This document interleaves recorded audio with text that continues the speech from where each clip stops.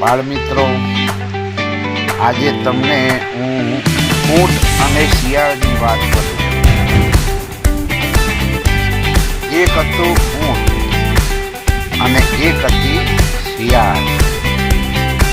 બેની પાકી ભાઈબંધી. એક દિવસે શિયાળ જેમને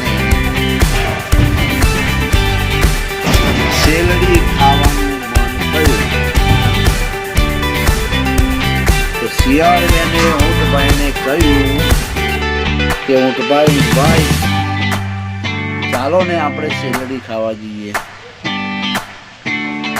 તો ઊંટને ખાવાનું મન તો હતું જ. પછી ઊંટભાઈએ કહ્યું ચાલો શિયાળ બેન. જતા જતા રસ્તામાં એક મોટી નદી આવી. નદીએ જઈ અને જોવા માંડ્યા બે જણા કે હવે પેલી કાંઠે જવું કેમ. એટલે શિયાળ બેને કહ્યું કે ઊંટભાઈ મને તો તરતા નથી આવડતું, હું કેવી રીતે જાઉં. તો ઊંટભાઈએ કહ્યું કે મારી પીઠ ઉપર બેસી જાઓ. તો ચાલો શિયાળબેન તો ઊંટભાઈના પીઠ ઉપર બેસી ગયા અને પાણીમાં પડી પેલું બીજા કાંઠે પચી ગયા. પછી ખેતરની ગયા તો શેરડી ખાધી. ઊંટને તો અંદર જઈ કહી શેરડી ખાધી.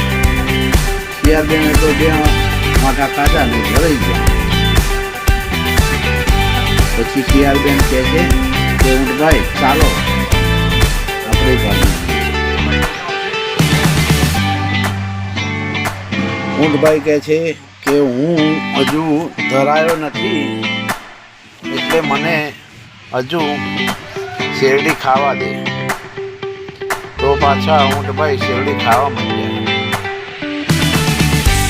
ખાતા ખાતા પછી શિયાળબેન કહે છે ઊંટભાઈ મારે તો ભૂખણ આવી છે, હું તો ભૂખું. તો ઊંટભાઈ કહે છે શિયાળબેન હમણાં તમે ભૂખશો નહીં, ખેતરનો માલિક આવશે તો આપણા બેને કાઢિયા ભાગી નાખશે, એટલા માટે તમે ભૂખ્યો નહીં. તો શિયાળબેન તો ચાલ્યું નહીં. તો શિયાળબેન ભૂખવા માંડ્યા. ભૂખ્યા એટલે ખેતરનો માલિક હતો એ જાગી ગયો. ખેતરનો માલિક મોટી ડોંગ લઈને આવ્યો અને શિયાળ તો માલિકને જોયો એટલે નાની ગરબાડીએ લઈને ભાગી ગયો. એટલે ઊંટભાઈ તો હાથમાં આવી ગયા. ઊંટના તો ઢેકા ભાગી નાખ્યા. ઊંટના ઢેકા ભાગી નાખ્યા. શિયાળબેન તો નાની ગરબાડીએ લઈને ભાગીને નદી કાંઠે જઈને બેઠું હતું. એટલામાં ઊંટભાઈ ધીરે ધીરે જઈ નદીની કાંઠે ગયા. પછી તને શિયાળબેનને કહ્યું કે તમે ના ભૂખ્યા હોત તો મારી આ દશા ના થઈ હોત, એટલા માટે ચાલો હવે આપણે આપણા ઘરે ચાલી નીકળીએ. તો ઊંટે શિયાળબેનને કહ્યું કે ચલો મારી પર પીઠ ઉપર બેસી જાઓ. તો શિયાળબેન પીઠ ઉપર બેસી ગયા. નદીની વચ્ચોવચ્ચ ગયા અને પછી શિયાળબેનને કહ્યું શિયાળબેન મને તો આરોટણ ચડી છે. તો શિયાળબેન કહે છે કે ઊંટભાઈ તમે આરોટશો નહીં, તમે આરોટશો તો હું નદીમાં તણાઈ જઈશ. તો ઊંટભાઈએ કહ્યું કે શિયાળબેન તમારે ભૂખવું હતું તો ભૂખી લીધું, હવે મને તો આરોટન પડ્યું છે તો મારે તો આરોટવું જ પડશે, નહીં ચાલે. એટલામાં તો હું નદીમાં આરોટવા માંડ્યો અને શિયાળબેન તણાઈને જતા રહ્યા.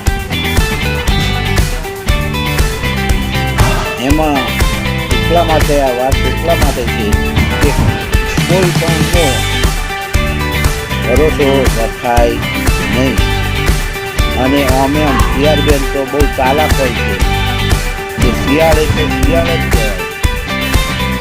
એટલે શિયાળનો ભરોસો રખાય નહીં. જય માતાજી. વિડીયો ગમે તો લાઈક કરજો, શેર કરજો, સબસ્ક્રાઈબ કરજો. જય માતાજી.